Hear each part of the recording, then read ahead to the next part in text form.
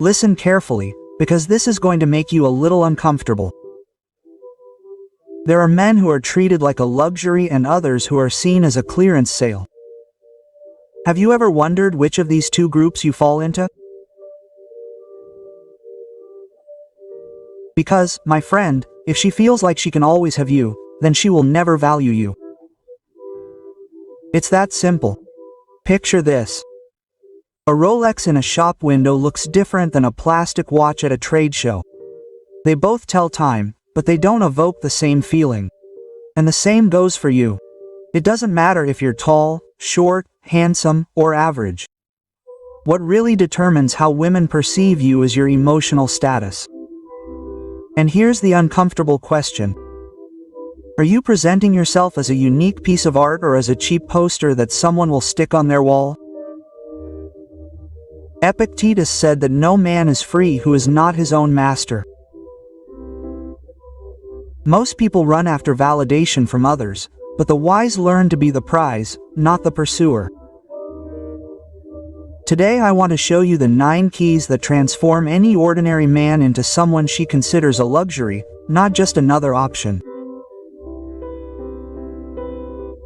Before we begin, if this video brings you value, please subscribe and turn on notifications. Now get comfortable because what comes next could be a game changer. Let's get started. Number 1, the architecture of scarcity. Let me tell you something uncomfortable. If you're available 24/7, you become the human equivalent of an ATM.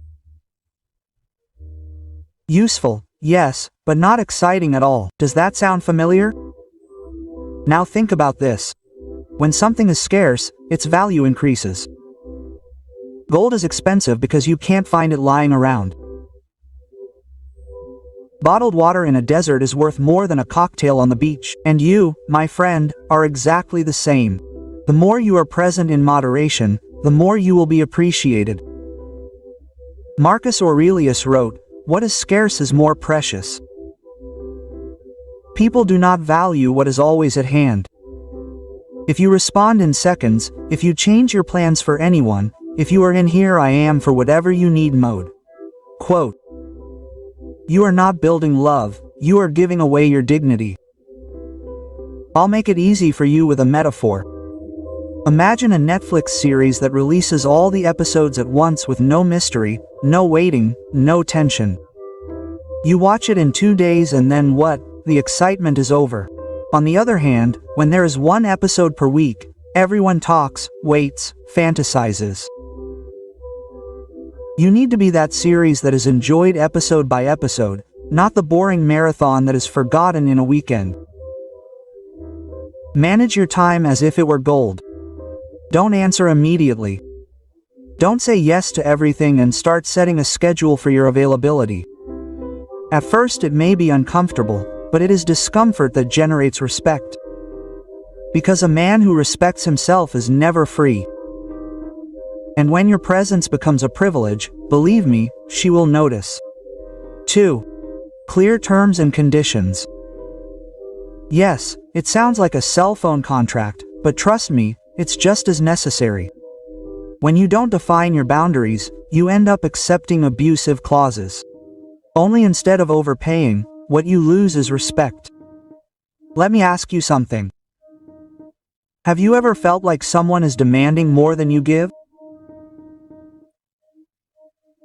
That you have to put up with whims, snubs, or endless tests just to prove your worth?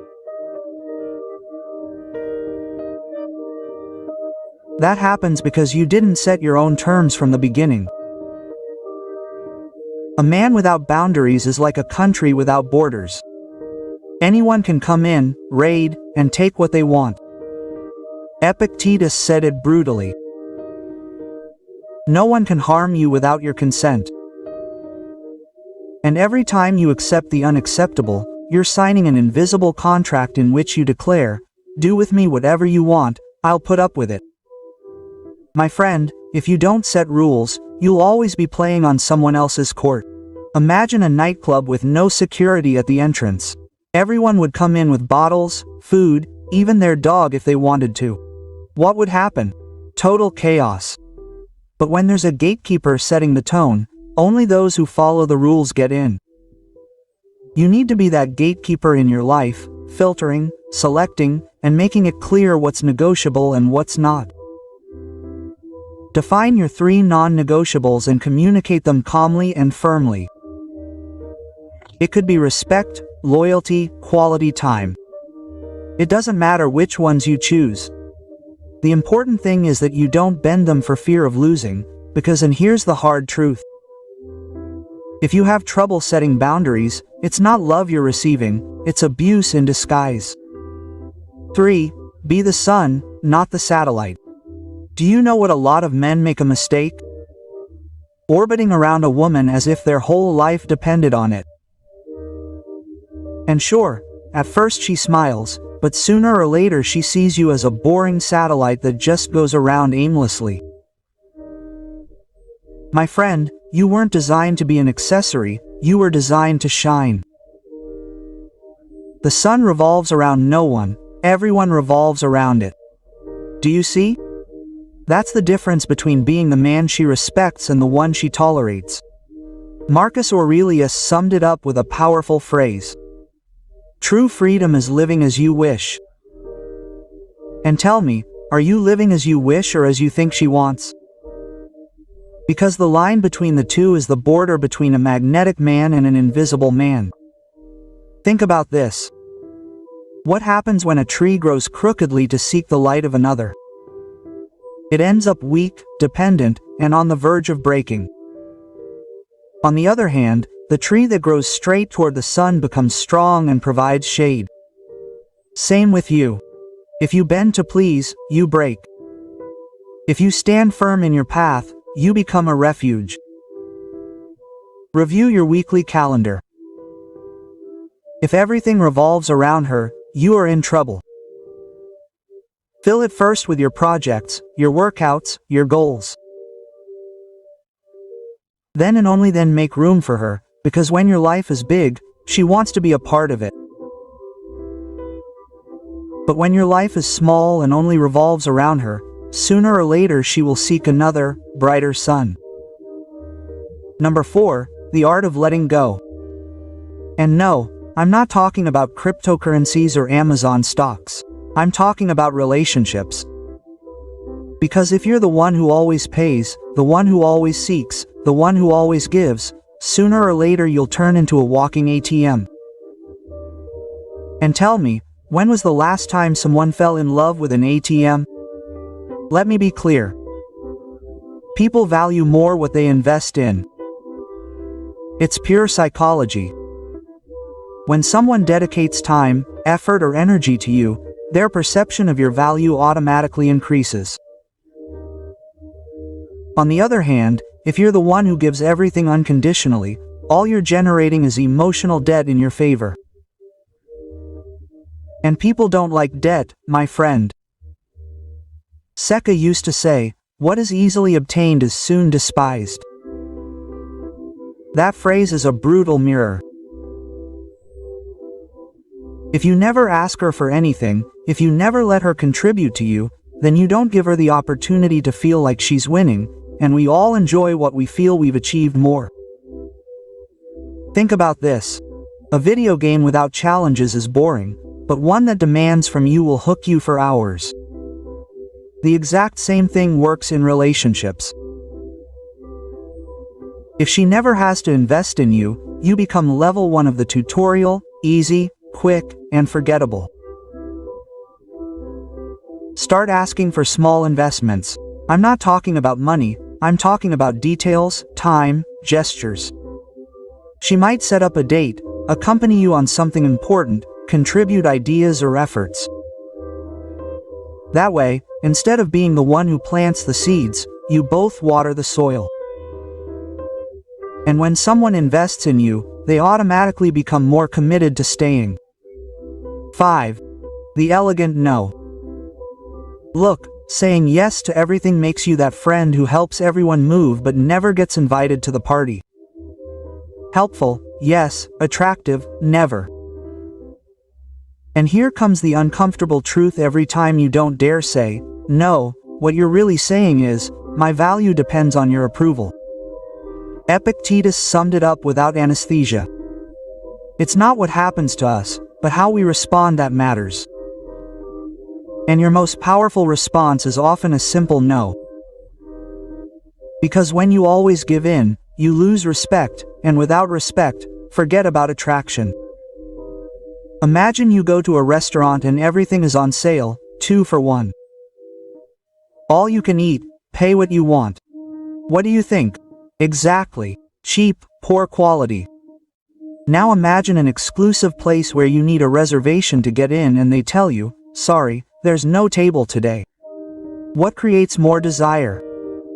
That doesn't make you want to come back more eagerly. Same goes for you. A no, well said, is a demonstration of confidence. You don't need to yell or get angry. A smile and a firm no is enough. I can't do it today. That's not my thing. I'd rather do something different. Sure, it's uncomfortable at first, but it also makes it clear where your boundaries are. Pick a situation this week where you would normally say yes just to make a good impression. And say no. No drama, no long explanations, no apologies. Just a graceful no and watch the reaction. It may surprise, even annoy, but what you'll be building is respect. And my friend, respect is the prelude to desire. 6. The intelligent mystery. Let me tell you something, my friend. What is shown all at once is quickly forgotten.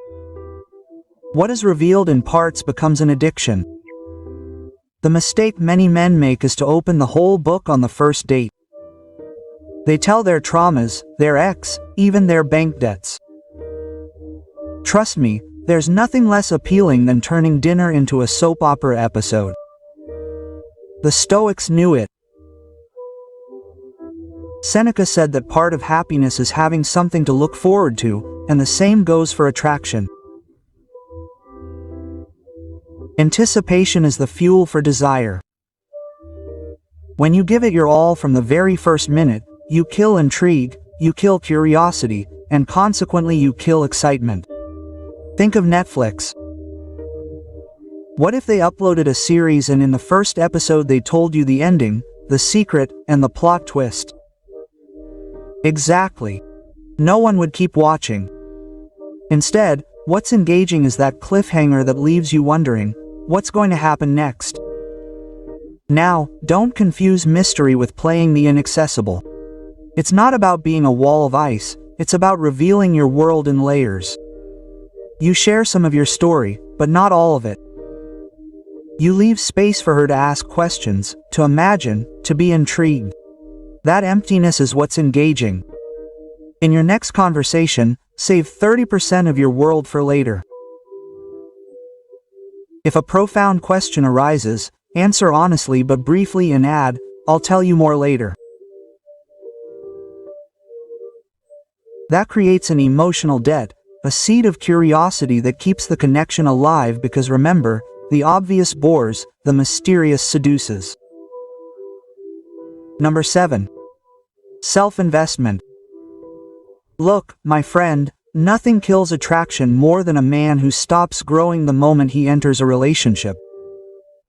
It's like buying a Ferrari and discovering that under the hood it has a tricycle engine. The packaging is impressive, but the reality is disappointing. Marcus Aurelius said, "The perfection of character is this, to live each day as if it were your last, without frenzy, without apathy, without pretense."